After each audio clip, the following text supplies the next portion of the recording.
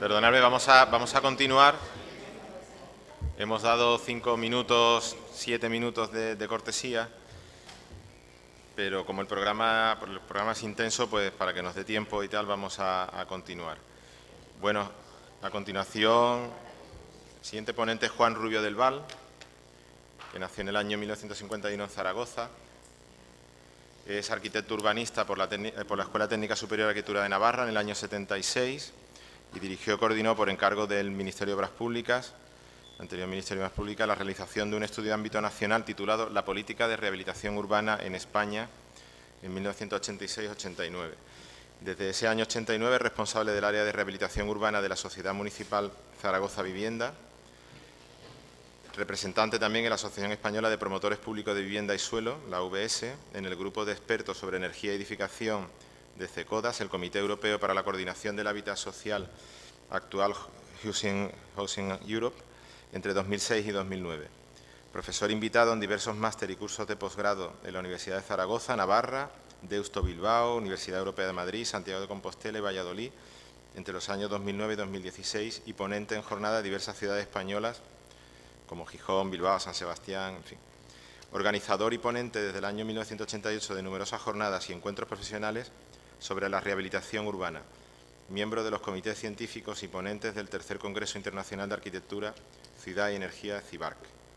Coordinador del Grupo Técnico de Expertos para el Ministerio de Fomento, antes Ministerio de Vivienda, en la elaboración del nuevo marco normativo para la rehabilitación de España o en España entre los años 2009 y 2013.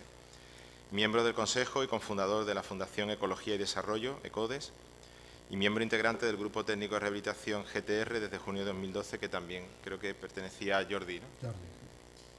Jordi Mas. Y es director del Observatorio Ciudad 3R desde junio de 2017. Y entre las publicaciones podemos destacar la Política de Rehabilitación Urbana en España, en el año 89, editada por el MOPU, Nuevas propuestas de rehabilitación urbana en Zaragoza, en el año 2006, La hora de la rehabilitación urbana sostenible en España, colaboración en la publicación del Cambio Global 2020-50 del sector de la edificación, en abril de 2010, La rehabilitación integral de algunos conjuntos urbanos de Zaragoza, una oportunidad para el reciclado de la ciudad, y nuevas iniciativas locales sobre rehabilitación urbana en el marco de la nueva Ley 8/2013, una nueva lectura de la ciudad construida, hacia nuevos modelos de gestión. Juan, bueno, nada, muchísimas gracias. Pura acumulación, pura acumulación. Nada. Muchos años. ¿Se me oye bien en la última fila? No, que es que voy a hablar. Me han puesto un micrófono que están graduando, ¿no? ¿Pero me oís bien en la última fila? Bien, pues buenas tardes. La verdad es que os agradezco muchísimo. Sois un público muy motivado. Que en una tarde de primavera en Cádiz estéis aquí a las 5 de la tarde es muy de agradecer. Y empiezo por ahí, por el agradecimiento a las dos instituciones que habéis organizado estas jornadas, al Colegio Junta Colegio, para que no os enfadéis, Federico Fernando, Federico. Y además me agrada mucho, como expresidente del colegio, el ver buena sintonía que notaba al principio entre vosotros dos y sobre todo entre las dos instituciones, ¿no? Y también agradezco de una manera especial que me hayáis permitido, será un poco mi minuto y medio de publicidad, presentando una nueva plataforma en la que estoy trabajando desde junio del año pasado y que va a ser un poco el tránsito de mi actividad profesional desde el año 89, digamos, un poco hacia el próximo tiempo. No me atrevo a decir si va a ser 1 año o 2 años. Estoy mirando a mi mujer que pone una cara que casi es mejor que nos describa. En todo caso, sí que quiero dedicar a todos los presentes, de una manera especial a los compañeros de los colegios, pues porque sé lo duro que es esta labor, este esfuerzo, que lo hago de manera muy gustosa, de exponeros algunas ideas y algunas cuestiones en los próximos minutos, ¿no? Y también no puedo evitar, porque no es lo habitual, el dedicárselo a Rosa, a mi mujer, que no suele estar presente en estas charlas, pero sobre todo porque lleva 37 años acompañándome y también aguantándome todo un poco, o sea que se lo agradezco mucho. Bien, el Observatorio Ciudad 3R es una iniciativa que nace en el marco de una fundación que se llama Ecología y Desarrollo y, a su vez, dentro del Objetivo de Desarrollo Sostenible, el 11, Ciudades y Comunidades Sostenibles. Es una fundación que tiene ya 25 años, no os quiero hablar en exceso de la fundación, pero es una fundación de carácter medioambiental, pero también de otros temas. Estamos en 14 países y hay ya un montón de cosas hechas. Este proyecto se presentó en noviembre en CONAMA, fue presentado en el contexto de CONAMA, Congreso Nacional de Medio Ambiente de ámbito local, y creemos que expresa de alguna manera o es algo que responde a una demanda generalizada del sector, en el sentido de que no hay un lugar, un foro, hay muchos, pero quizá no uno que recoja un poco toda la filosofía que gira en torno a esas 3 R's de la rehabilitación, regeneración, renovación, y sobre todo que vaya más allá de ser un sitio donde haya mucha información, porque también queremos ser plataforma para la acción. Esto nació en el año 2010, hubo un montón, bueno, tres congresos, pero con muchísima gente en Madrid, el SBMAR de Madrid, otro en Barcelona y otro finalmente en noviembre de CONAMA, en las que nos encontramos las mismas caras durante bastante tiempo, con las mismas conclusiones, el sector de la rehabilitación, en fin, estamos hablando del 2010 y estamos ya en el 2018. Y pensamos que era momento de pasar a la acción. Se creó GTR, hoy estamos aquí 2 miembros de GTR, como son Jordi y yo, naturalmente de bastante diferente edad. Somos 14 miembros de Zaragoza, Bilbao, Barcelona, Madrid, del mundo académico, del mundo profesional. Y lo que nos dimos cuenta en aquel momento es que había que modificar algunas normas, lo intentamos, ayudamos, coadyuvamos a que eso ocurriera a la altura del 2013, pero sin embargo somos conscientes de que algo no va bien. Esta mañana nuestro compañero Manolo, te voy a llamar Manolo porque si no me va a salir entero el apellido, discúlpame, hablaba de que algo no va bien, y es cierto que algo no va bien cuando 8 años después seguimos viendo que los resultados, que la velocidad no es la adecuada, ¿no? Entonces, como decía, iniciamos ese proceso y en un momento dado, hace 2 años, creímos que era el momento de crear entre más gente un instrumento de evaluación de políticas. Aunque os parezca mentira, no se evalúan las políticas públicas de rehabilitación. Basta que hagáis una visita a la web del Ministerio de Fomento para comprobar que no hay un solo dato. Por eso, cuando esta mañana se citaba que ha aumentado la actividad de la rehabilitación al 25% en relación a otros años, y cuando la fuente citada es el Ministerio de Fomento, a mí me ha hecho un poquito dudar, porque en general ya digo que no hay una buena información. Y lo que no se mide, esa frase famosa, no se puede mejorar. Hemos venido precisamente a ayudar, a echar una mano e, insisto, no a ser los más listos del lugar, también a ser plataforma, foro para la acción. Nos acompañan en esta aventura y en este proyecto, pues por ejemplo, la Fundación Ecología y Desarrollo, por supuesto, Grupo GTR, Fundación CONAMA y el GBC, que muchos lo conoceréis, como grupo un poco nuclear que ha impulsado el tema. Pero también está el sector académico, con la primera cátedra dedicada a vivienda, que es la Cátedra Zaragoza Vivienda. Hay otra más en Tarragona. El grupo de investigación de la Universidad de Madrid, con gente muy prestigiosa. No quiero citar solo a Gus, que es un poco su persona más conocida. Hay un montón de personas que conocéis ahí perfectamente. Y también a la Universidad de Valladolid, que es referencia en la escala un poco urbanística, ¿no? También hay 2 institutos como Tecnalia y el IBE, que son referencia de investigación aplicada y que también nos han querido acompañar. Y por último, una representación de la profesión en clave, en este caso, de sostenibilidad, como es ASA. También está en la Asociación de Promotores Públicos de Vivienda y Suelo, que también hoy hay miembros aquí, como yo mismo, o la Asociación de Empresas de Rehabilitación, ANER, de temas de rehabilitación. Y por último, la Fundación La Casa que Ahorra, que esta mañana salía, y la Confederación de Consumidores. Queremos ser fuente de información, divulgación, espacio de participación, no quiero insistir, ¿Qué características creemos que añaden valor a este instrumento? Que queremos tener como punto de observación el conjunto del territorio a través de 17 antenas localizadas en cada una de las comunidades autónomas que ya están.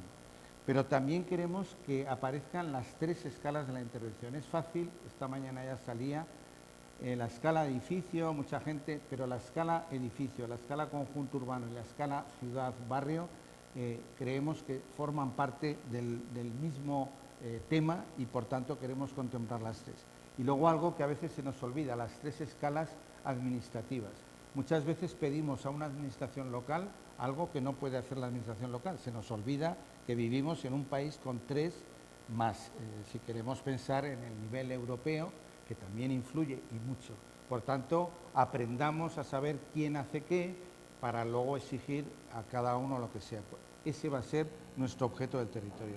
Esta es la imagen de la página web, es una página joven que os invito a trastear, que tiene una serie de apartados muy sencillos, la típica de presentación, uno de actualidad, qué está pasando, clasificado por 10 filtros, los informes anuales y los informes temáticos, que es un tema que estamos construyendo. Tiene una gran base documental, o pretende tener una gran base documental, organizada en torno a estos apartados, al marco normativo, tanto estatal, autonómico como local, y luego caracterizado también por temas, y la búsqueda se podrá hacer así, se puede hacer así ya de hecho, estrategias, tanto las nacionales, autonómicas como locales, que lamentablemente hay pocas, una biblioteca especializada, una biblioteca, mucha importancia al tema formación, anunciamos con toda la antelación posible, como estas jornadas, para que la gente pueda incorporarse, máster, cursos, etcétera. Vamos a crear una sección que se llama Consulta con el arquitecto, que por cierto ya hay 3 colegios y el propio Consejo que están trabajando en el tema, el Colegio de Aragón, el de Extremadura, a lo mejor os animáis, el de Cádiz. Consulta con administrador de fincas, consulta con el constructor, consulta con el técnico municipal. Esta web, este instrumento, si sobrevivirá, si es útil. Opinión, también vamos a tener artículos de opinión y 2 blogs, uno que se llamará Ciudad Diversa y otro Ciudad Comercial, y uno que da noticia de nuestros eventos, ¿no? Ahí tenéis que probablemente no se vea prácticamente nada, pero aquí en Andalucía, que es una persona que algunos sí que conoceréis, Federico Salmerón, que fue responsable de esa red, que yo creo que fue una red importante, Ciudad Viva, y de la que muchos hemos copiado un montón de cosas, es el que atiende en la mejor manera posible Andalucía y nada menos que Ceuta y Melilla. Animo a que si hay gente que quiera colaborar con nosotros en las ciudades, desde luego el sueldo no es muy alto, pero en fin, podemos garantizar que va a haber, y me estoy dirigiendo al compañero Antonio porque yo creo que te vamos a nombrar delegado en Cádiz. Bien, para acabar, un poco esa idea y remachar la idea de que queremos ser al mismo tiempo, y lo expresa más o menos el logo, queremos ser esa atalaya que esté por encima, que mire, por encima no es la palabra, que se eleve un poco para mirar lo que pasa afuera, lo que sucede. También queremos ser ese foro, ese lugar de encuentro que refleja esa parte de recogida de la ciudad, y aspiramos, como es lógico, a ser una referencia en el sector, una plataforma, como decía, para la acción y para promover y cambiar las cosas que no funcionen, y las cosas que funcionan, pues decir que sigan por ahí. Bien, un poco ese sería el minuto largo de publicidad, han sido casi 4. Y ahora tengo 2 malas noticias. Una, que no he traído vídeo, o sea, yo no tengo vídeo para acabar como nuestros compañeros, ¿no? La otra mala noticia es que vamos a repasar conceptos, es decir, que todo lo que ya se ha dicho esta mañana, que prácticamente está todo dicho, bueno, pues yo hoy por la tarde me he propuesto intentar, entre comillas, remachar muchas de las cosas que ya se han dicho, ¿no? Y la buena noticia es que dura poco, quedan 45 minutos de que un poco me soportéis. Bien, hemos sido convocados aquí, hemos sido convocados con la idea instrumentos de intervención en la ciudad. La palabra gestión ha salido ya esta mañana varias veces y ese sería un poco el leitmotiv. Primera afirmación desde el primer momento. Constatar la inexistencia precisamente de instrumentos, diría yo, urbanísticos, financieros, por supuesto, adecuados y en menor medida de gestión. Sí que hay algo de gestión, muchas veces basado exclusivamente en la subvención, que no es lo adecuado. Esta mañana Jordi ya apuntaba al final de su intervención que probablemente deberíamos dedicar los entes públicos más tiempo y más dinero a otros mecanismos que no fueran estrictamente la subvención y basados también desde el punto de vista urbanístico en dejar la iniciativa en los ayuntamientos cuando estamos viendo que los ayuntamientos o no tienen iniciativa o no es suficiente. Santa Coloma, y él lo sabe porque lo está sufriendo, es el ejemplo más explicado en los últimos 2 años porque es el único ejemplo de un ayuntamiento que ha decidido tomar un poco las riendas de ese proceso de una manera distinta.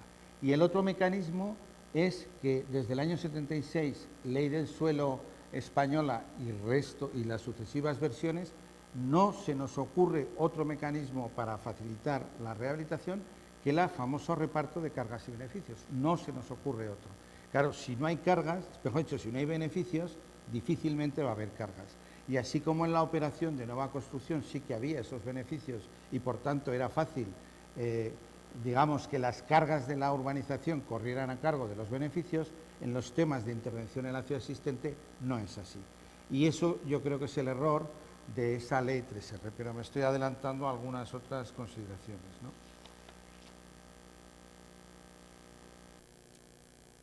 También esta mañana el profesor Manuel, no me saldrá el apellido, Manolo, compañero Manolo, perdona, no, Manuel, hasta ahí no llego. Decía que convenía un poco que supiéramos dónde estábamos, ¿no? Pues dónde estábamos o dónde estuvimos es un poco estas caricaturas, pero no tan caricaturas, de algo de lo que ha ocurrido en los últimos años en los que hemos ido viendo cómo se producían al ritmo, yo me he pegado un susto cuando he oído la cifra de Andalucía, pero de 400.000 viviendas al año en el conjunto de España, pero que aquí ha sido también una de las regiones más espectaculares. Insisto que son ejemplos para un poco caricaturescos, pero no penséis que solamente voy a hablar de otros lugares.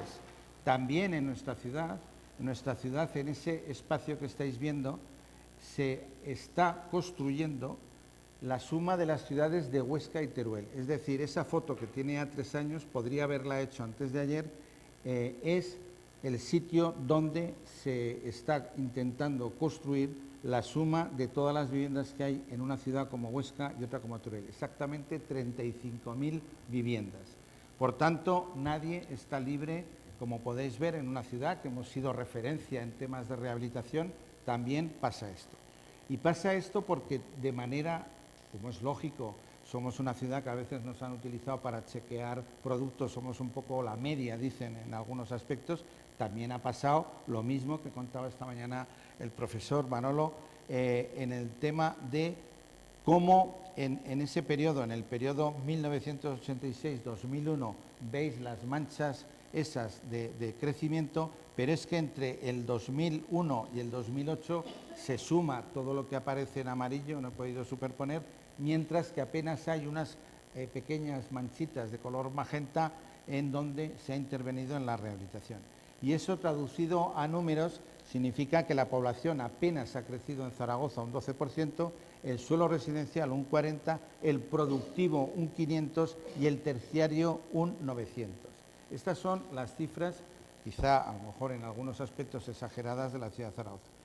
Y mientras tanto, no digo que seamos los buenos, otros nos hemos dedicado a trabajar en los centros históricos primero y también en los tejidos de los años 50 y 60 y 70, en el caso concreto nuestro, en Zaragoza, pero también se ha hecho en otras ciudades. Y que quizás sea algo poco de lo que podamos hablar un poquito más, ¿no? Bien, un poco el esquema básicamente va a ser, voy a ir muy rápido, está en PDF, básicamente tenéis ahí, es ver el concepto de rehabilitación también ver qué estrategias se están desarrollando en relación a nuestro parque edificado en España y ver en resumen los principales retos y barreras. Nos detendremos un poquito más en Zaragoza y especialmente en lo que yo llamo las bases o fundamentos de la gestión. Y esto, tranquilos, son simplemente una relación de experiencias, no hay muchas, que yo suelo exponer en algunas charlas, algunas ya han sido expuestas esta mañana y que es un encadenado directamente de 3 minutos al final, en ausencia del vídeo, que yo no tengo vídeo, lo transformo ahí. Bien, la rehabilitación se puede explicar de muchas maneras. Digamos que un poco hay un momento a mitad del siglo pasado en que alguien se plantea una cierta crisis, pone en crisis esa idea de que todo era posible con la arquitectura moderna, con las máquinas, y se pone en crisis ese movimiento del crecimiento indefinido. Y en concreto se pone en crisis en Italia con los congresos CIAM, cuando se empieza a ver las consecuencias de la destrucción que se inicia en muchos centros históricos de Italia, de Francia y del centro de Europa. Pero también se puede ver como una cierta evolución y que además viene bien esta explicación porque yo creo que se puede reproducir en otros tejidos urbanos. En primer lugar, la señal de alarma viene cuando determinados monumentos, edificios de una gran importancia monumental, histórica, arquitectónica, están en peligro en los años 70 y se pretenden salvar de su demolición, de su destrucción. Pero ¿qué ocurre? Que muchos de ellos están, como es lógico, insertados en tejidos históricos, centros históricos, que cuando uno entra a analizarlos, porque si además si no, no se entienden los anteriores, empieza a darse cuenta de que la situación no es precisamente muy buena. Esas son fotos del centro de Valencia, que ahora está espectacular en los años 70, y de una de nuestras calles del centro histórico, pero pueden ser representativas de muchos lugares. Se comprueba que hay una degradación física y social y que no podemos pasar por allí, hola buenas, y dejar la rehabilitación de un palacete del 14 o del 15 o de cuando sea y olvidar todo lo que está ocurriendo ahí. Y es entonces cuando se analiza de alguna manera el tema en su conjunto, que al final además trasciende el propio centro histórico, que es la ciudad en su conjunto, cuando se configura la teoría de la rehabilitación urbana tal y como la conocemos, ¿no? También me gusta un poco explicar lo que es el marco, lo que yo llamo el marco normativo que envuelve al conjunto de la rehabilitación. Y que veréis, esto correspondería, digamos, a un análisis hecho en los años 89, 90, pero ya veréis cómo no ha cambiado tanto. Hay un primer eje central que lo constituye, como es lógico, el eje urbanístico, con la ley del suelo en el frontispicio, y luego pues un poco el palo y la zanahoria, pero sobre todo el palo de recordar los deberes de conservación, los instrumentos de los catálogos que ayudaron en su momento mucho a que estas cosas se corrigieran, y algún otro instrumento urbanístico como los planes especiales. En el lado de la izquierda tendríamos un poco todas las líneas de fomento, es decir, un poco la parte buena, la zanahoria que algunos llaman, de todas las políticas de estímulo, en lugar de solo recordar a la gente el deber de conservación. Desde el año 83, primer decreto de estos temas, luego se pasan a las comunidades autónomas y luego también al nivel local, está el esquema típico de las ayudas en las formas directas e indirectas, ¿no? Y luego, a la derecha hay una cosa que mucha gente durante un tiempo no vio, y es lo que yo llamo, o lo hemos llamado, digamos, legislaciones concurrentes. Legislaciones concurrentes que tienen mucha importancia. Quizá ahora menos, pero la legislación sobre patrimonio histórico-artístico en los inicios de estas políticas tuvo mucha importancia, ¿no? Y qué decir de la ley de propiedad horizontal en un país que, como veíamos esta mañana, es un país no de propietarios, sino de comunidades de propietarios, y por tanto una legislación que regula las relaciones entre los propietarios de nada menos que el 80 y tantos % de las viviendas de nuestro país. Por tanto, tiene una importancia capital. Pues esa ley que se hizo en los años 60, ha llovido, que se rectificó un poquito, además, para bien, para cambiar la accesibilidad como una de las obras necesarias, y no de lujo, como que había, de ornamento, pero yo creo que tiene, en mi opinión, una necesaria revisión. No digamos nada, la legislación de carácter técnico que vivimos y sufrimos muchos de los que estamos aquí, que hasta hace poco prácticamente la rehabilitación la tenía olvidada, o sea, el código técnico tenía al final una cosilla, todavía sigue siendo la María, todavía no se contempla, empieza ahora otra vez a hacerse. Bien, un poco por caracterizarlas, la primera es digamos, un grupo de medidas un poco a la defensiva, un poco obsoletas también en mi opinión. Las de la izquierda serían esas de fomento, que están bien y que yo creo que siempre hay que mantener, y las de la derecha serían de alguna manera las que pueden ayudar, pueden de alguna manera favorecer o dificultar la rehabilitación. ¿Qué ha pasado? Que en términos generales no ha habido relación en horizontal de ese marco normativo, ¿no? Ha habido muy poca relación. ¿Qué ha pasado también? Hubo un intento en el que participamos, mejor dicho, algunas personas, con una ley que se llamó precisamente la ley de las 3 Rs, pero que por razones que yo no acabo de conocer bien, se recondujo hace apenas, en el 2015, a una ley estrictamente urbanística. Es decir, se reconduce algo que tenía que contemplar medidas de fomento, medidas urbanísticas y medidas complementarias, y de hecho modificaba la ley de propiedad, se reconduce en una legislación urbanística que no deja de ser un instrumento, pero no el fundamento. En fin, yo creo que ha sido algo que habrá que revisar seguramente. Voy avanzando en estos años, y también seguro que, porque esto, que lo decía al principio, no ha cambiado, estamos igual. Tenemos exactamente este mismo marco normativo que teníamos en los años 89, 90 en adelante. Y también un poco qué pasaba en esas primeras actuaciones en centros históricos. Pues se pasó de la conservación individual edificio a edificio, que la gente llega a un momento de qué me sirve un edificio rehabilitado en medio de un centro histórico o de un casco antiguo que no reúne unas mínimas condiciones.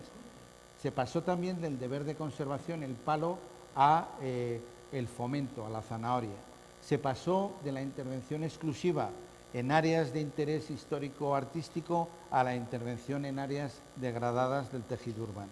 Y de una descoordinación legislativa, que ya esta mañana ha salido varias veces, a los intentos de una visión integral o integrada, como queráis, de la rehabilitación.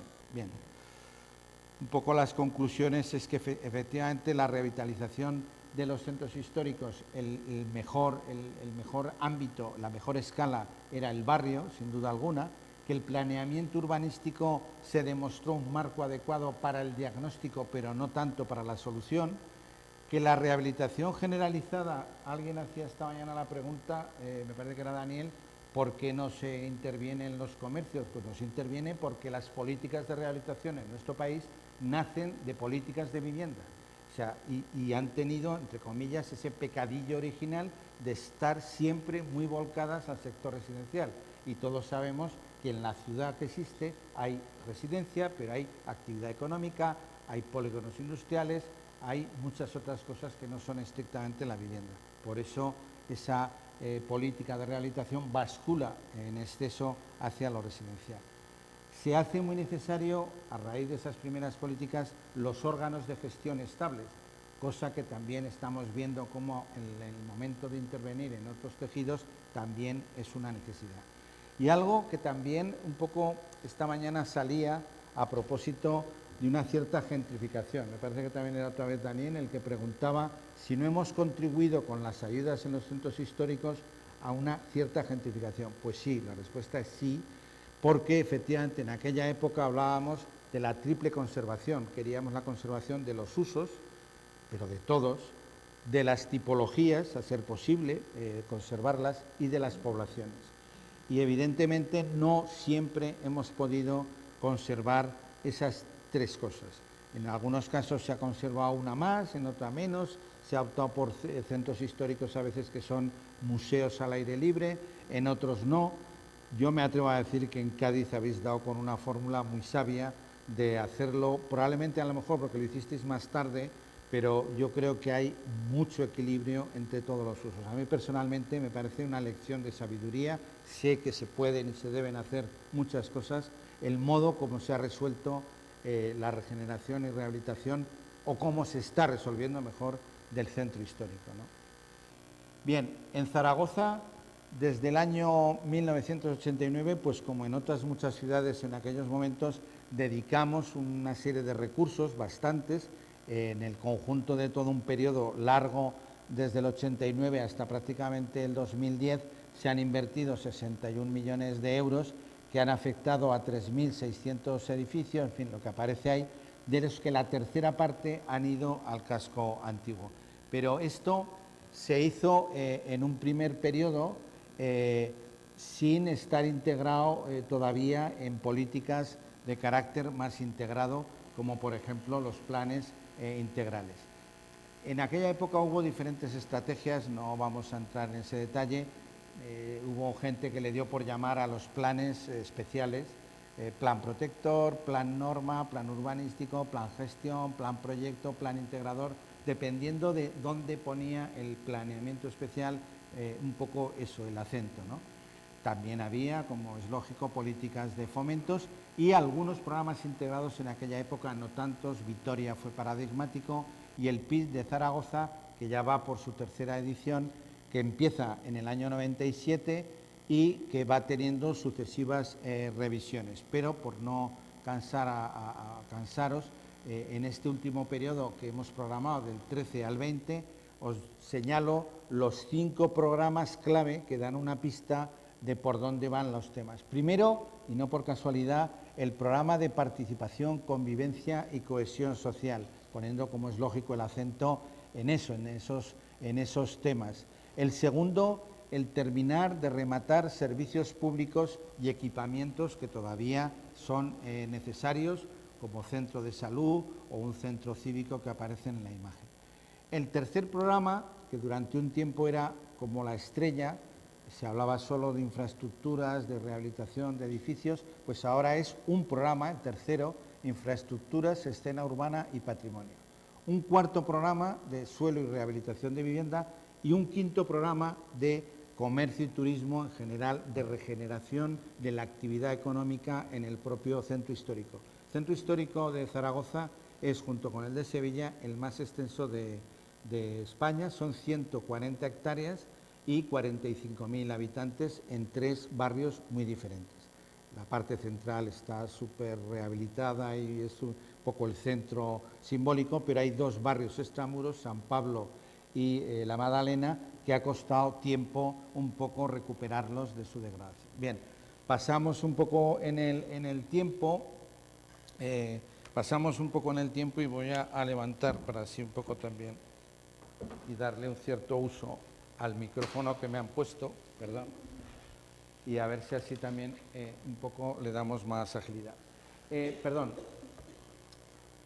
ha salido varias veces esta mañana, estos son los datos a nivel europeo, sirven por supuesto a nivel español, pero la buena dirección sin duda, o sea, los temas energéticos, creación de empleo, en fin, mucho de lo que también hemos hablado. Esta es la buena dirección. También salud, que ha empezado a aparecer y que empieza a aparecer tanto en los debates como en los análisis.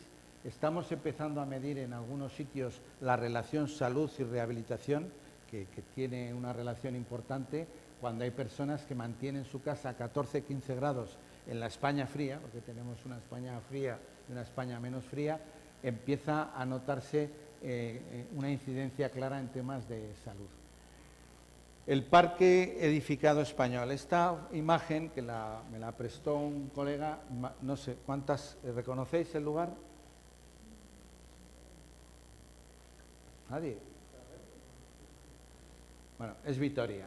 No, es Vitoria y es una imagen, pues no sabría cómo explicar, pues un poco nuevo y viejo, tal, nos gustaría...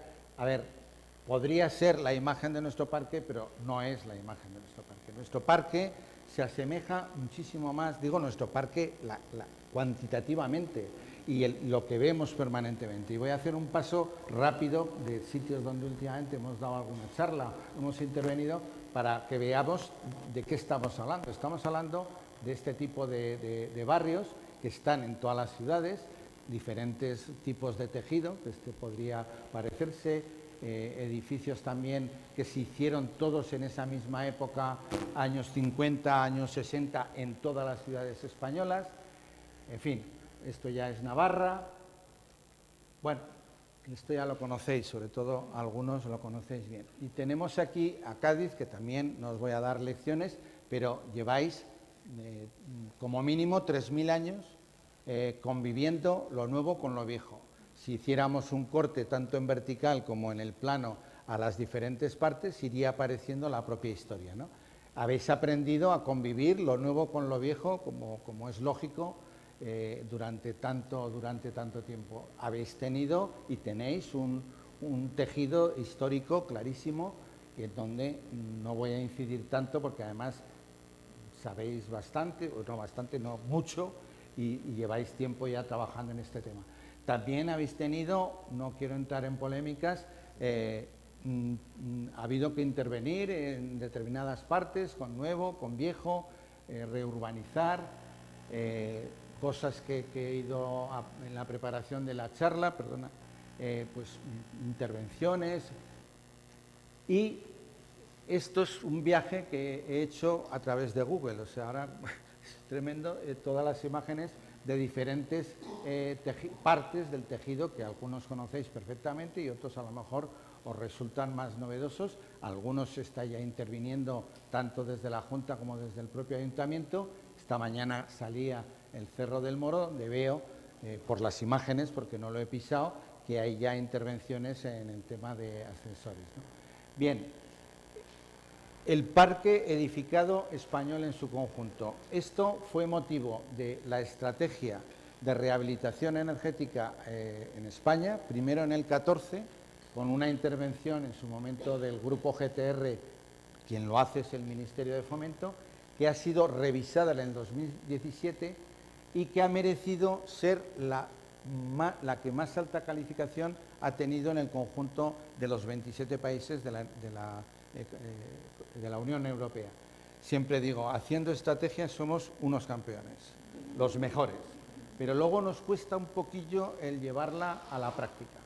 El resumen, que también no voy a insistir, que esta mañana salía. La complejidad del parque nace de algo tan tremendo como que el 13,8% del parque está vacío, o sea, viviendas vacías, según el censo. Eso es una cantidad completamente inusitada en el contexto europeo. Y también el empleo del 14,8% de vivienda secundaria no principal de uso ocasional, temporal, etc. Carencias de origen, el 13,5% con 4 o más que no tienen ascensor, y el 60% ya ha salido, que es un porcentaje tremebundo, anterior al 79%. Factores relacionados con la climatología. Creemos que hay dos Españas. Aquí ya sé que estamos en la cálida o la suave, pero hay dos Españas. Voy a adelantarme un poquito y luego vuelvo para atrás. Estamos en que el consumo de metro cuadrado, por metro cuadrado unitario, etcétera, etcétera, pues solamente tenemos detrás a Chipre, Portugal y Malta. Claro, pero esto es las medias, que las medias son un poco... hay dos Españas, ¿no? Hay una España fría, interior, con temperaturas verano-invierno tremendas, que suman, con el código técnico en la mano, la zona C, D y E, nada menos que el 63,65, es decir, 11 millones de viviendas que sí que les afecta bastante la climatología, y otras, tenéis un poco más en ese sentido de suerte, aunque el cambio climático está cambiando esto también, de las zonas más suaves, ¿no? Bueno, me vuelvo otra vez para atrás para ver un poco. Y luego la estructura de la propiedad ha salido ya tantas veces que no merece la pena insistir más, pero es un factor decisivo, fundamental, y más en un contexto como el que estamos hoy hablando de gestión, porque no entender que es totalmente imprescindible la gestión en esa clave. Hay gente en alguna comunidad autónoma de este país que ha confundido burocracia con gestión y suprimió de una tacada, al llegar al poder, todas las oficinas de rehabilitación que estaban instaladas. Claro, la gente que confunde burocracia con gestión, esa gente no nos interesa para nada, desde luego, que estén en esos puestos. El siguiente grupo de temas que un poco y pueden servir, esto espero que ayude a la reflexión, porque también vale a la escala local. En primer lugar, la desigualdad. Eso me lo hizo aprender Jordi un día cuando de alguna manera me hizo notar que en un mismo barrio puede haber gente que tenga unos recursos suficientes para poder rehabilitar y otros que nada, ni con el 100% o el 95%. Por tanto, esa variedad de disponibilidad es importante. La ausencia de crédito, la ausencia de instrumentos adecuados a las comunidades de propietarios. No quiero tampoco insistir, lo sabemos. Ya veremos que eso podría tener solución y hemos hecho propuestas desde el Grupo GTR en clave de considerar un sistema de avales o un fondo de garantía, de la misma manera que ya existe desde los años 70 para el sector agrícola. Se llama SAECA, que es una sociedad de avales que permite a los agricultores, hasta el más pequeño, el poder pedir créditos y no se ha hundido el sistema económico nacional. El tema del crecimiento de la pobreza energética, porque el cruce, siempre digo que la pobreza energética, de las dos palabras, la importante es pobreza, porque el problema si la energía va subiendo y los salarios van bajando, en ese cruce va a haber siempre ese problema, ¿no? El otro tema es el modelo público, ya ha salido basado exclusivamente en la subvención y no en otras fórmulas. Barreras culturales. Mi casa está como hecha un primor y todo terminado, y el baño y la cocina y todo perfecto, pero a partir de la puerta de la República Independiente de mi casa ya la cosa cambia. Y no digamos ya en una escala de conjunto urbano los espacios entre bloques. O sea, esa barrera cultural existe y yo creo que tenemos un poco la obligación, los que estamos dedicándonos a estos temas, primero de conocerla y de intentar un poco saltarla, ¿no? Y una cosa que también ha salido y que estamos un poco insistiendo últimamente es la ausencia de marcos estratégicos territoriales, autonómicos y locales. Me he enterado con gusto que en la comunidad autónoma andaluza hay una legislación de la Junta que está incentivando la realización de estrategias o planes locales. Esa es la buena dirección. En Valencia también lo están haciendo, en Castilla y León también, pero en el resto de las comunidades autónomas no se está haciendo. Y hay que premiar la estabilidad, o sea, hay que premiar un poco los procesos largos. La rehabilitación no se hace de 4 en 4 años, por tanto, hay que premiar la estrategia al medio y largo plazo, que también esta mañana ha salido. Bien.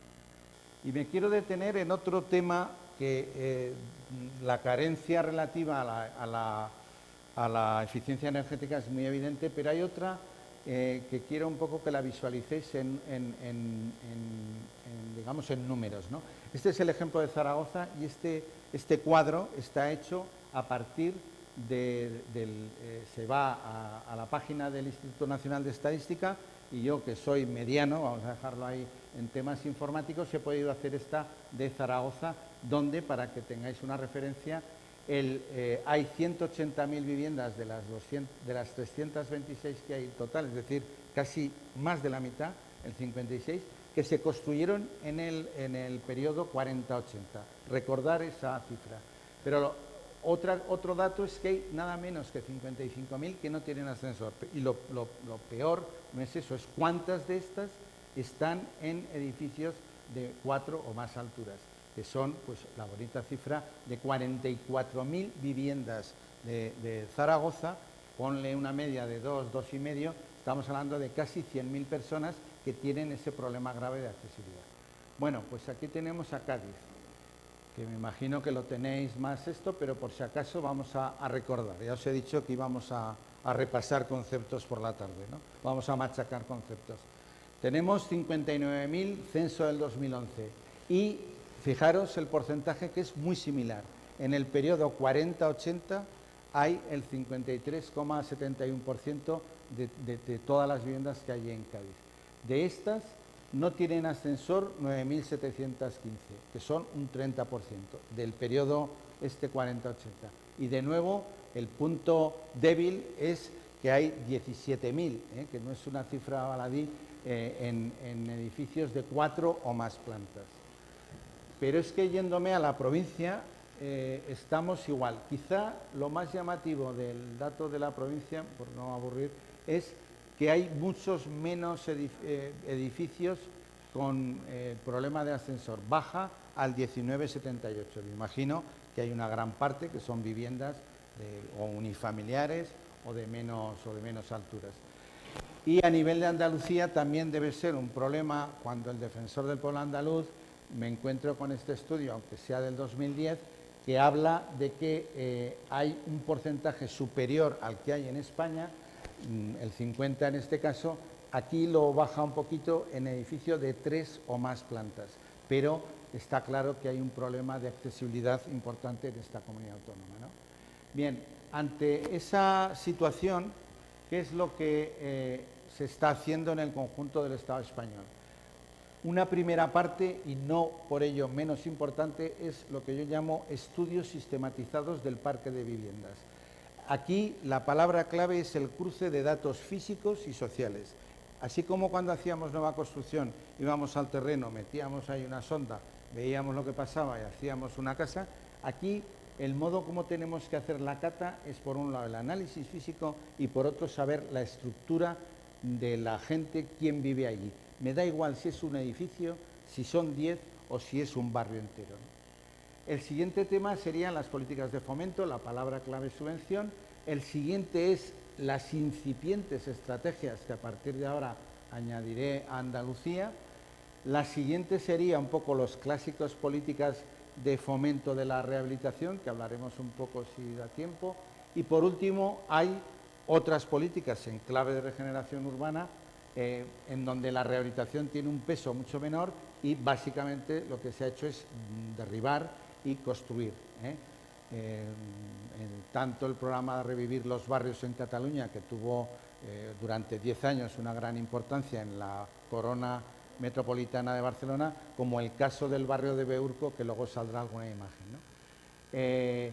Un poco, paso también rápido, se han hecho diferentes estudios. Ese de arriba es del equipo de Margarita Luxan para la periferia y el centro histórico, el de la derecha es el que hemos hecho nosotros, y me voy a detener en este último que aparecía, que era el del País Vasco, que es este, que fue el primero que mezcló datos físicos y sociales en una serie de indicadores, nada menos que 94, pero que luego vieron que los que tenían una verdadera importancia decisiva eran 10, 7 de carácter físico, ya veis ahí, luego lo podéis repasar, y 3 de carácter social.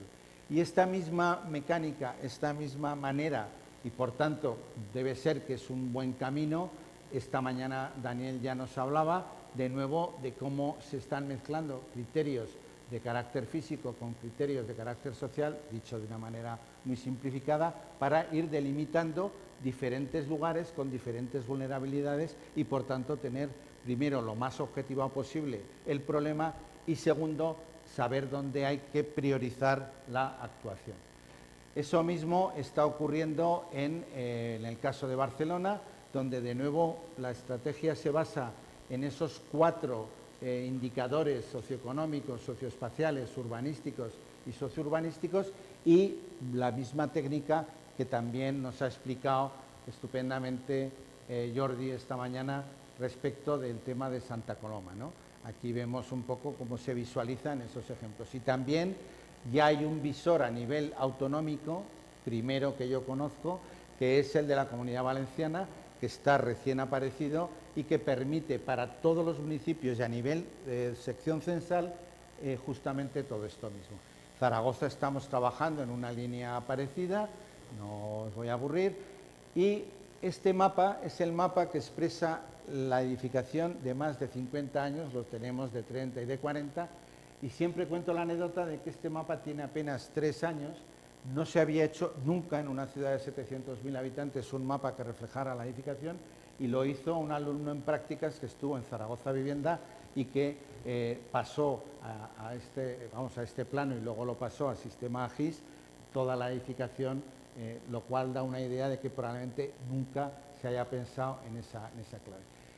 Como es lógico, es en esa corona central donde está localizado una buena parte del problema al que nos hemos enfrentado en Zaragoza. Insisto que hoy no voy a hablar mucho de casco antiguo, pues porque es un tema que yo creo que hemos debatido en muchas otras ocasiones, y sí que voy a centrarme más en la escala barrios. Esto fue una EDUSI que lamentablemente no hemos tenido la suerte, que habéis tenido algunos por aquí, de que nos la concedieran, quizá porque también era muy difuso el objetivo en base a localizar una serie de barrios en donde queríamos intervenir, no en uno concreto, sino en varios.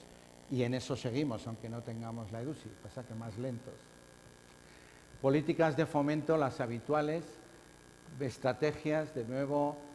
Aquí aparece la idea de la estrategia y aparece, y yo se lo decía esta mañana a Mar, creo que el proyecto más difícil o el programa más difícil de regeneración urbana en España está localizado sin duda alguna en el polígono sur de Sevilla, y que yo tengo muchísimo interés en ver los avances que están haciendo.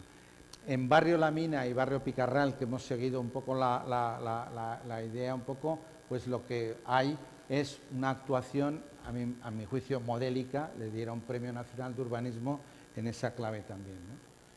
Bien, mientras tanto, hemos visto un poco rápidamente qué está pasando con el parque edificado: 6 millones de más de 5 años, 1.800.000, en fin, lo que hemos hablado. Estos son los únicos datos que yo he conseguido del Ministerio de Fomento a fecha 31/12/2017. Y para esto precisamente ha venido el Observatorio Ciudad 3R, para intentar conseguir datos, porque no puede ser que todo un periodo nada menos que de 4 años, casi 5, de actividad, apenas tengamos datos. Estos datos, que son del Ministerio, nos dicen que hay 48.196 viviendas que se decidió, se acordó que se interviniera. Nadie me ha sabido decir, yo supongo que el 80-90% están ejecutadas, pero nadie me ha sabido decir de esos 391 acuerdos que corresponden a las 391 ARRUs, cuántas de estas viviendas están terminadas. No lo sé. Y luego hay un capítulo de ayudas aisladas a la rehabilitación que pueden haber servido para arreglar un baño o para arreglar la cubierta de un edificio. Por tanto, muy poco válidos de cara al análisis. Vosotros aquí tenéis, me parece que eran 32 acuerdos a nivel de Andalucía, de los cuales en la provincia de Cádiz tenéis 3, que imagino que los conocéis, pero por recordarlos. Tenéis, bueno, en el conjunto de la SEDUSI, Andalucía tampoco ha ido mal. Tenéis 41,04 euros habitante en Andalucía frente a 6,79, por ejemplo, en Aragón. ¿Por qué? Porque tenéis 24 ciudades de Andalucía que han recibido en la primera convocatoria por estos importes, que no están mal. Las que afectan las que implican a la provincia de Cádiz son las que veis ahí, y aún ha habido en una segunda, ¿qué es esto? Y en una segunda convocatoria, los 3 que veis ahí, incluido el Cádiz, nada menos que con 15 millones, que, en fin, es una cantidad que en Zaragoza nos vendría muy bien. Aquí también me imagino que os vendrá muy bien. O sea que no me da envidia nada más, pero envidia sana. Y esto que me parece que ha salido nombrado esta mañana, que lo vi preparando la charla, que me parece también interesantísimo, porque tampoco es habitual en el conjunto del Estado español, y en la intervención en clave de suelo público, y que esta mañana me parece que ha salido ya, y que creo que es una oportunidad estupenda para hacer algo que también decía Jordi, y es que a los barrios, si se llega primero con el tema, no, lo decía Daniel, si se llega primero con el tema urbanización, la gente dice, esto va en serio, las administraciones se lo toman en serio, vienen aquí y vienen de alguna manera a pensar un poco en esto. ¿Cómo vamos? 45. Bueno, más estrategias, rehabilitación, en función de que haya más o menos peso de la rehabilitación o de un mantenimiento preventivo, hay diferentes tipos de programas. La rehabilitación es la constatación de un fracaso. Se rehabilita porque no ha habido un mantenimiento anterior. Si tuviéramos la costumbre y gestionáramos el patrimonio edificado, que cuando es un hospital, cuando es un terciario, se suele hacer, que es no dar lugar a que se deteriore tanto, que haya que intervenir de una manera potente, pues eso es lo que han hecho con el patrimonio público, la empresa pública de la Generalitat de Cataluña, tratando de evitar la rehabilitación. El otro tema es un poco esa mezcla entre rehabilitación y nueva construcción. Ese es un ejemplo de San Cristóbal de los Ángeles, donde el primer edificio que veis hubo que tirarlo porque estaba un problema de arcillas, que también ha comentado esta mañana Daniel, y no admitía la rehabilitación, mientras que el segundo sí que la admitía, ¿no?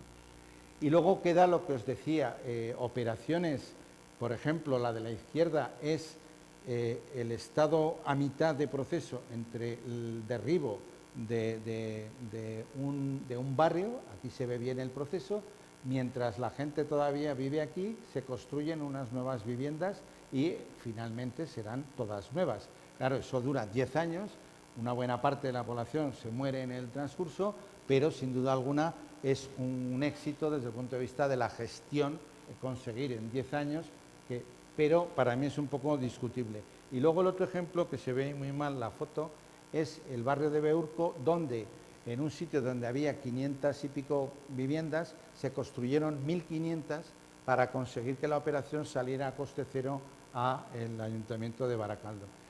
No sé si es el camino. Bien, Zaragoza. Zaragoza, primero de todo, ¿de qué estamos hablando? La rehabilitación edificatoria residencial, tal y como nosotros la concebimos, es la intervención en uno o más edificios para su adecuación estructural, con la finalidad de su adaptación parcial o totalmente. En definitiva, es devolver una vivienda que no estaba en el mercado al mercado, es ponerla al día. Esa es un poco la finalidad y la filosofía con la que hemos intervenido en los conjuntos urbanos en los que lo hemos hecho, ¿no? ¿Qué entendemos por regeneración urbana? Entendemos un conjunto de actuaciones, y aquí aparecen 4 ejemplos, en donde además de la rehabilitación puede haber renovación, es decir, puede haber la necesidad de tirar y hacer un edificio nuevo, y también hay la intervención sobre el espacio público, y también hay otras medidas de carácter social, económico, ambiental, etcétera, etcétera, todas ellas dirigidas a la revitalización económica y la mejora de la calidad. Me imagino que luego podremos oír un poco si estos temas tienen que ver con lo que están haciendo en el Plan Sur, pero de alguna manera representan esa estrategia. Aquí se ve un poquito mejor lo que os decía antes, un poco tanto en el barrio del Polvorín como Beurco, como ejemplos en algunos lugares de Francia, donde se están tirando edificios que están en términos constructivos relativamente bien, pero que por otras razones sociales, entrecomillado, se están haciendo esos derribos, ¿no? Bueno, el segundo periodo nuestro, voy a pasar rápido, y esto es un encadenado de 3 minutos, en donde vais a ver las actuaciones que hemos hecho y que básicamente tienen que ver con lo que he dicho. Es una actuación sobre elementos comunes que tienen que ver con la envolvente, que tienen que ver con las instalaciones comunes, que tienen que ver con la accesibilidad. Esas son las 3 líneas de trabajo. Excepcionalmente puede haber algún caso. Son conjuntos construidos desde los años 50 inicios hasta los años 70 y en función de la superficie de las viviendas ha ido el presupuesto entre los 25.000 y los 50.000 euros vivienda. Aproximadamente entre 725 euros metro cuadrado útil y unos 850. Pero insisto que en todos ellos se ha hecho elementos de cobertura, duplicación de carpintería, los SATES correspondientes, etcétera. Y en todos ellos se han conseguido resultados por encima del 50% en términos de demanda. Y es cierto, como decía también Daniel esta mañana, que en términos de consumo, que no lo hemos medido hasta ahora, los resultados son diferentes. ¿Por qué? Primero, porque cuando no había rehabilitación la gente no encendía la calefacción, directamente no la encendía, porque no podía, no tenía dinero. Y cuando hemos comparado eso con el futuro, mejor dicho, después de la rehabilitación, nos hemos dado cuenta que no son muy significativos de consumos más o menos normalizados. Por tanto, la vía del análisis del consumo no es quizá la más adecuada. La de la satisfacción personal, sin duda. Gente que antes, iba con una guatine de esas, lo que sea, algo para abrigarse, y que ahora mismo no enciende la calefacción en un sitio como Zaragoza, que tiene momentos no muy fríos, pero sí del 0, de 1 bajo 0 en invierno, y por supuesto épocas de calor, que también es muy, muy importante, ¿no? Y ahí vais viendo diferentes soluciones. Aquí, por ejemplo, fracasamos porque la gente no se creyó que podíamos hacer debajo un parking, se asustaron. Era la época del barrio del Carmen en Barcelona.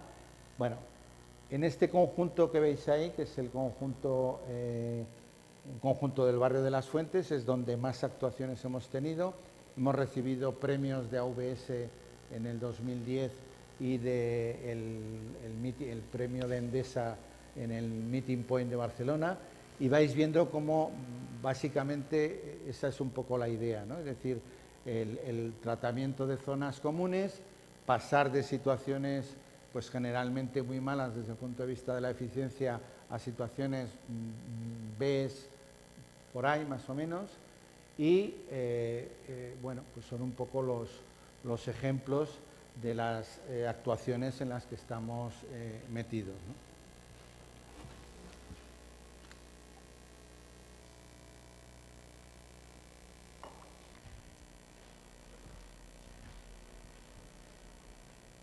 Bien, se acaba un poco de ver lo que son las imágenes. Insisto, aquí podríamos cifrar esto en torno a las 600 viviendas, pero como al lado del número que os he dicho, es una gota o sea, sí que se ha intervenido, y sobre todo ha servido para visualizar el modelo, ha servido para formar equipos que no había, ha servido para muchas de estas cosas, pero sin duda alguna el esfuerzo público realizado ahí básicamente ha consistido, ha consistido en subvenciones unidas de las 3 administraciones cercanas al 75%. Y ahí está otra de las claves del éxito, la unión de las 3 administraciones, como ahora vamos a ver. Solemos fijarnos, y mucho los arquitectos, en los resultados, ¿no? Habéis visto las imágenes y sin duda alguna es importante porque hay detrás ahí de esas imágenes hay mucho trabajo, mucho esfuerzo. Me importa mucho destacar lo que yo llamo las bases o los fundamentos de lo que ha pasado ahí, ¿no? Información, primero, soporte físico y social. Bueno, ahí lo tenéis. Vamos a pasar a comentarlo rápidamente porque si no, no va a dar tiempo. Lo he dicho ya, pero lo quiero destacar. La información sobre propietarios y el modo como usan las viviendas es muy importante, y la escala tiene que ser, o sea, a cualquiera, a escala de portal o a escala de edificio. Muy importante la calidad de la estructura asociativa. Es vital en estos procesos para aprovecharla si es buena, para fortalecerla si es mala. Y nosotros hemos incentivado estructuras asociativas que pasaban de la comunidad de propietarios a la mancomunidad. Lo hemos hecho siempre de la mano de asociaciones de vecinos porque son las que generan la confianza. Y si hay una palabra clave en todo esto es generar confianza, que me parece que también ha salido esta mañana. Todo parte de un estudio de estos 21 conjuntos que veis ahí en rojo y en amarillo, que se realiza en el 2004, que convoca a 8 equipos de toda España y que finalmente se adjudica a 4, que cuesta 300.000 euros el trabajo y 2 años de tiempo en desarrollarlo, y que solo unos años después genera obras por valor de 30 millones de euros. Eso quiere decir que con el 1% empleado en esa inversión en I+D+I, hemos generado en la primera atacada de proyectos, unos años después, casi 30 millones de actuaciones. Y la base es esa, diagnóstico físico, social, con criterios de rehabilitación, niveles de confort. ¿Para qué? Para formular propuestas a los propietarios, que son los que tienen que hacer las obras, no las administraciones. Yo no soy propietario. Y para proponer a las administraciones. Nosotros un día con este trabajo nos presentamos en el Ministerio de la Vivienda a la altura del 2005-2006. Tenemos un proyecto, tenemos un plan para desarrollar en el conjunto de Zaragoza. Claro, eso dio lugar a las primeras declaraciones de Arrus sobre tejidos de los años 50, ¿no? Y también, muy importante, diagnóstico y proceso muy participado y con experiencias piloto rápidas que visualizaran el tema. El libro, aunque he tenido la satisfacción de regalar uno para el colegio para que esté, quedan muy pocos ejemplares, lo tenéis ahí en esa dirección. Pero a destacar lo de los 1.230 portales. Eso significa 1.230 teóricas comunidades de propietarios y 1.230 repúblicas independientes, en este caso de mi portal. Como es lógico, no podíamos actuar de la misma manera. Entonces, ¿qué hicimos? Dividimos esto en 4 grupos. Estos 4 grupos se adjudicaron a esos equipos mixtos de arquitectos, trabajadores sociales, abogados, sociólogos, etcétera. Y lo que hicimos fue trocear el problema, caracterizar el parque ese que estábamos estudiando en función de su edad, de su tipología de construcción, con un criterio de puro sentido común a igualdad de edad del edificio. Probablemente haya parecidas patologías y parecidas soluciones. Un poco ese fue el criterio de un trabajo que duró 3 años y que no vamos a resumir. Otro tema importante fue el análisis de las poblaciones. Básicamente, pues ver que había, pues era todo un poco peor de la media en Zaragoza. No era muy grave, había alguna incidencia puntual en alguna cuestión, pero en general no eran unas zonas especialmente degradadas y tal. Eran gente con muchas dificultades económicas, bajo cualificación, etcétera. Pero lo más llamativo fueron 2 cosas. Una, la llegada de familias jóvenes y otra, el darnos cuenta desde el principio de esto, de la población muy poco participativa y estructurada, de tal modo que era fundamental atacar en esa línea, ¿no? Segunda base de la gestión. Diagnóstico participado y consensuado.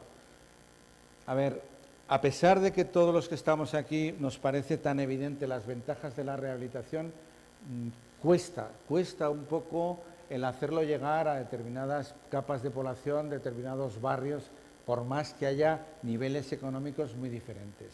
No hay todavía una demanda generalizada, por tanto, es muy importante visualizar con ejemplos.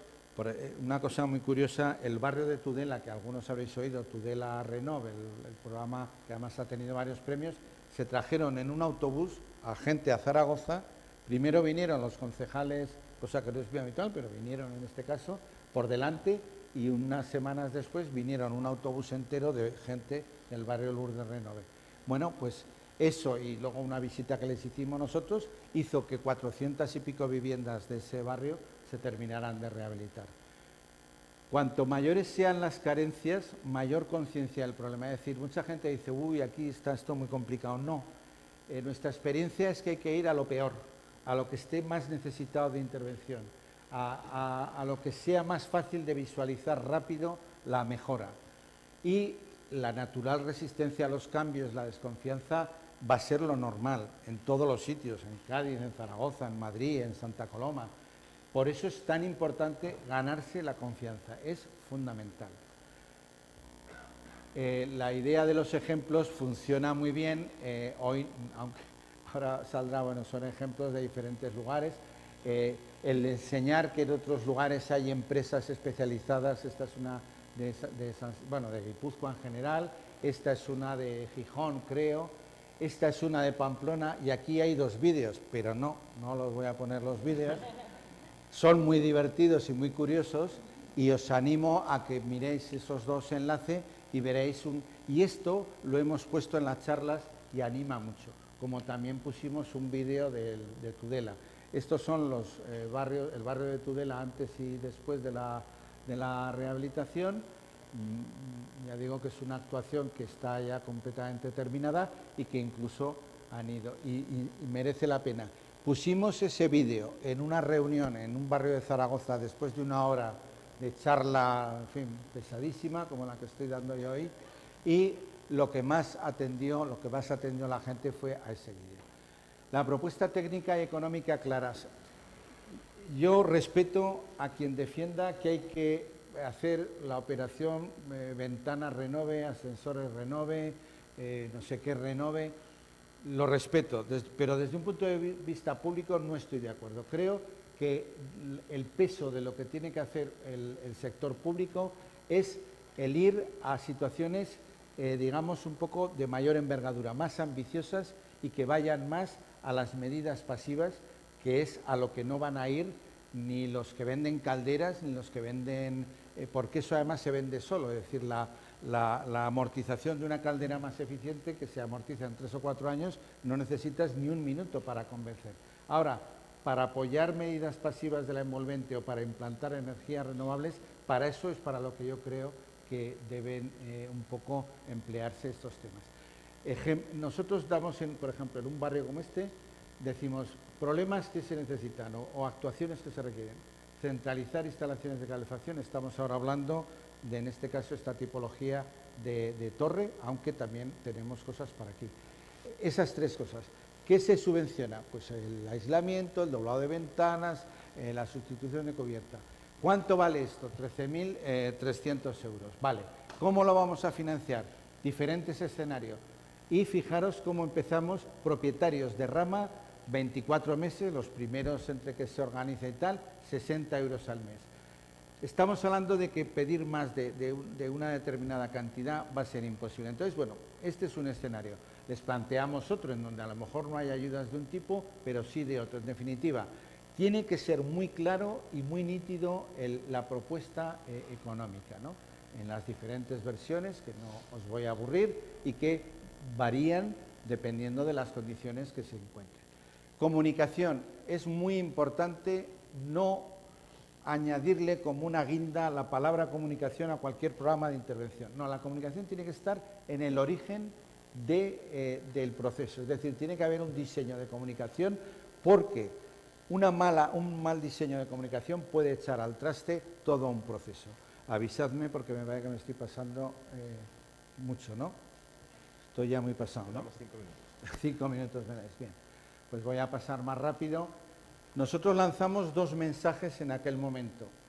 Uno, muy pensando en la gente más mayor, que era mayoritaria, que es el mensaje a corto plazo. Rehabilitar es mejorar la calidad de vida.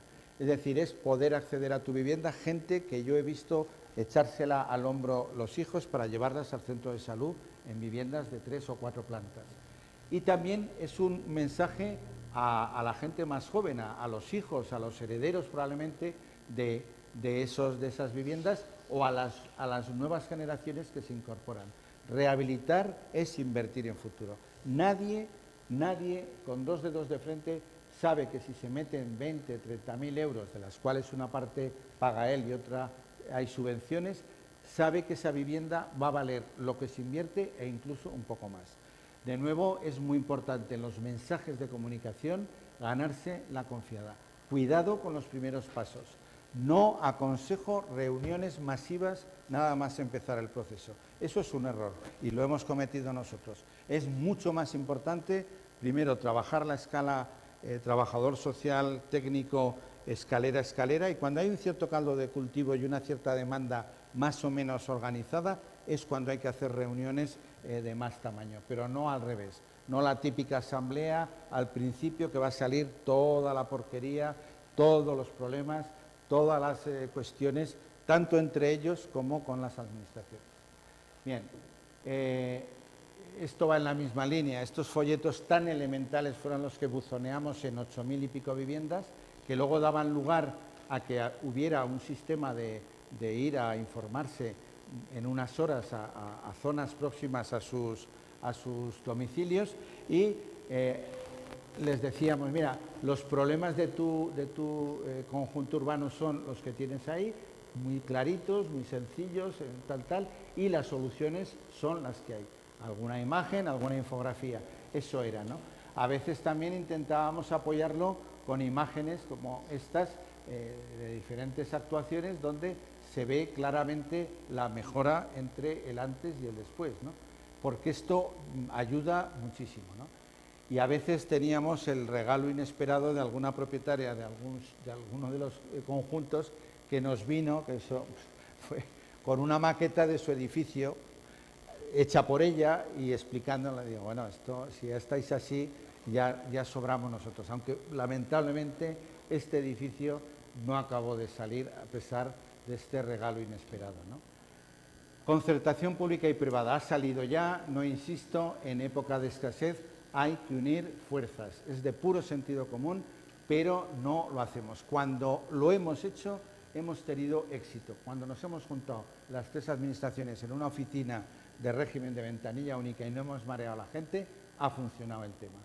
Les proponíamos unos convenios en los que había unas condiciones, tenía que constituirse la comunidad, si no les dábamos unos estatutos, unos acuerdos amplios, que al principio eran 3/5 partes y luego los ampliamos, favorecíamos con una puntuación mayor que hubiera más portales, a ser posible bloques completos, y que hubiera un acuerdo de conformidad a la propuesta que hacíamos, ¿no?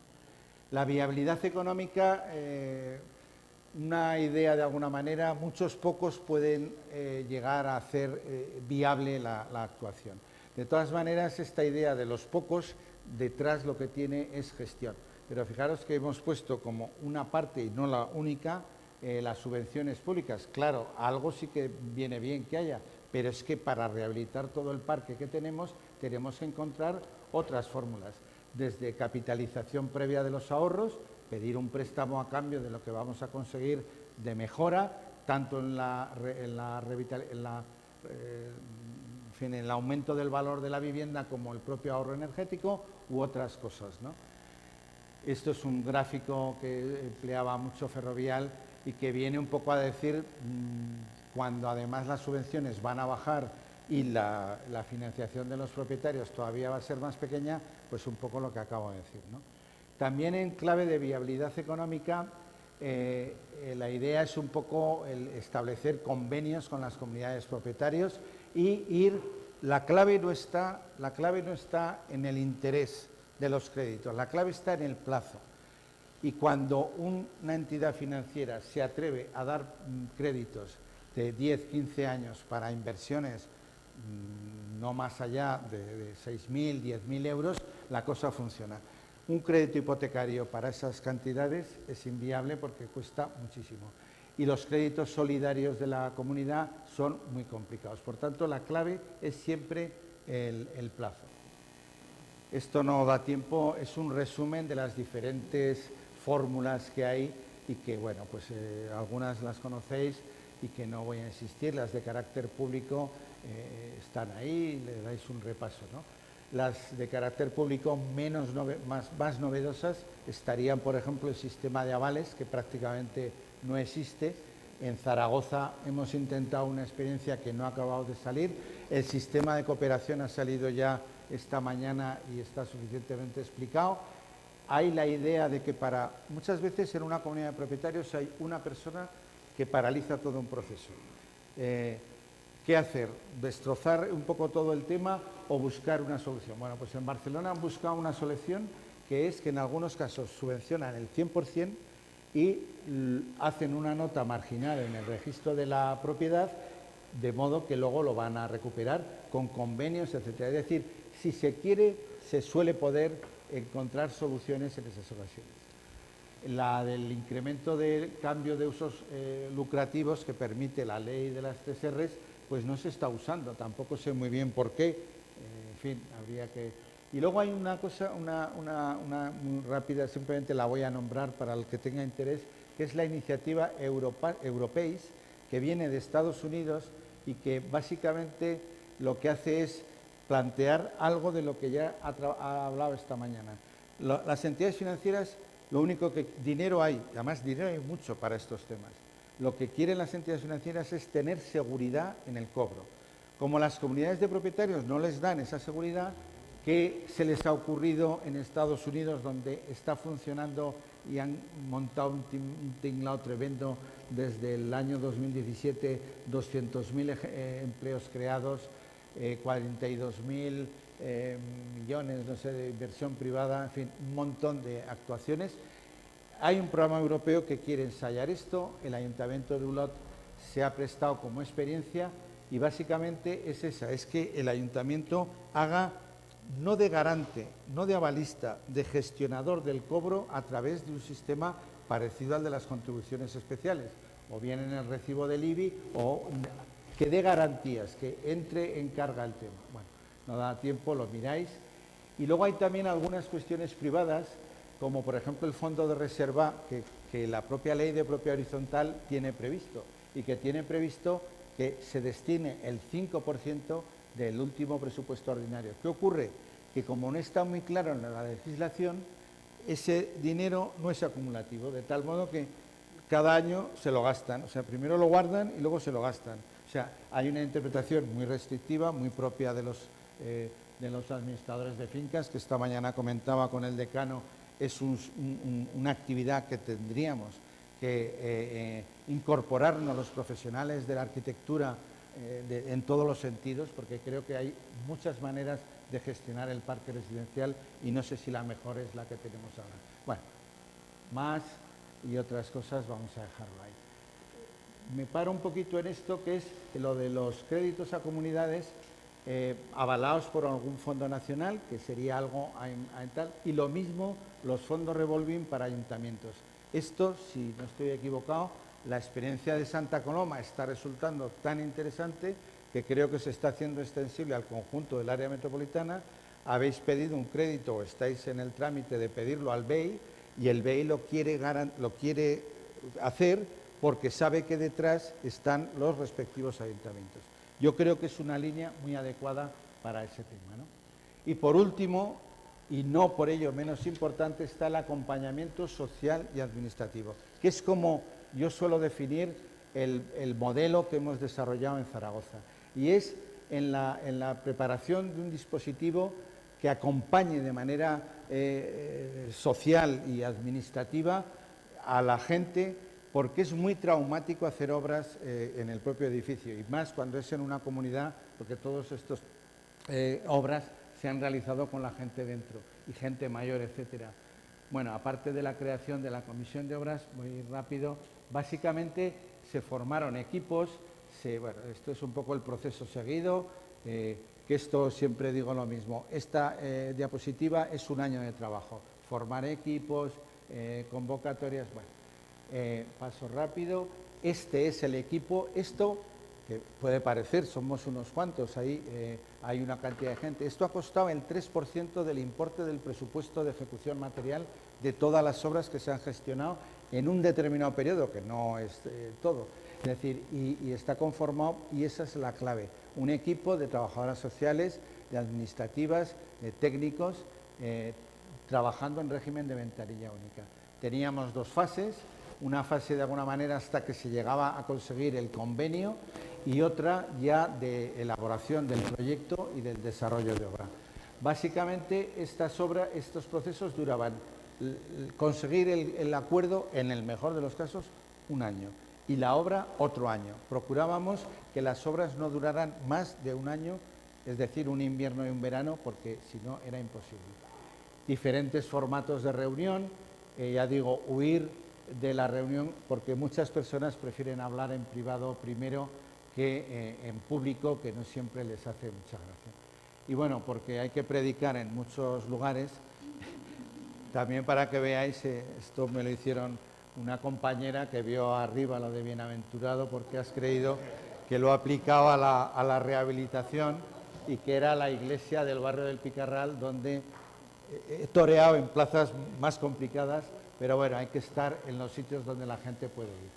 Estamos un poco en esa misma línea, esto es un resumen de lo que hemos hecho en el conjunto del tiempo, y la crisis también nos afectó, pero afortunadamente la llamita, o sea, bajamos, y voy acabando, no os preocupéis, bajamos de cifras de 3, 9, en fin, de estas cantidades al año a este momento que fue el más duro, pero estamos otra vez remontando, porque afortunadamente la llamita no se terminó de apagar y porque hemos tenido siempre una ordenanza, algo normado, algo que no es un calentón, algo que no es...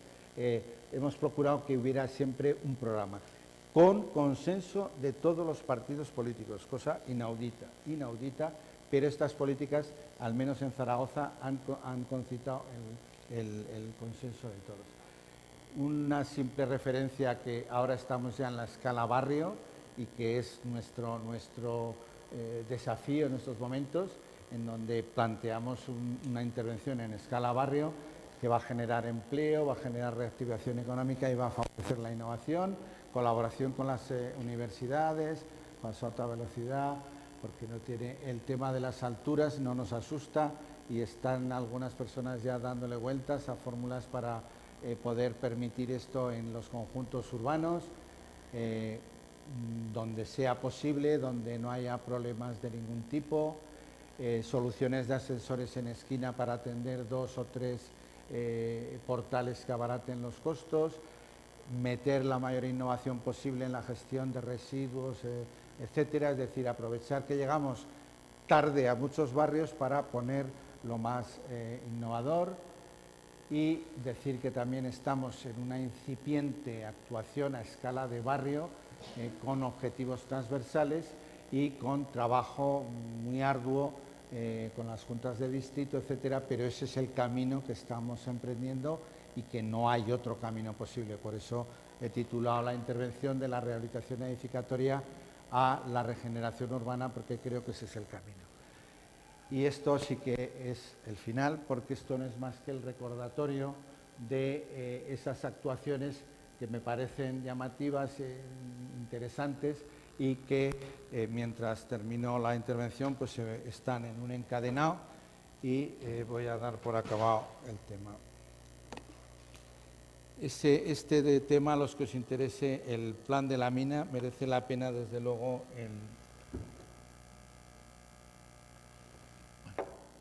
Y para no quitar más tiempo a Mar, me he pasado 18 minutos, que pido disculpas, y solamente un poco en el final para que se vea que la rehabilitación no es solo en temas de residencial, es este ejemplo de Igualada. En Igualada, una ciudad industrial un poco alejada de Barcelona, el mundo textil, se quedan sin objeto un montón de edificios, de naves, y se les ocurre hacer un outlet que primero fue una semana y después ha tenido tal éxito que son 2 semanas, y eso ha sido el motor de recuperación de ese barrio pegado al centro histórico, con equipamientos un poco ad hoc también para el tipo de actividad, y poco a poco ha servido para esa rehabilitación. Incluso esa imagen es la de un estudio de arquitectura y un restaurante que lleva el mismo. Y acabo con un pequeño homenaje a esta ciudad maravillosa con estas imágenes que me parecen sacadas desde la Torre de Tavira en mi anterior viaje y que sirven para daros las gracias por la atención y pediros disculpas por haberme extendido demasiado.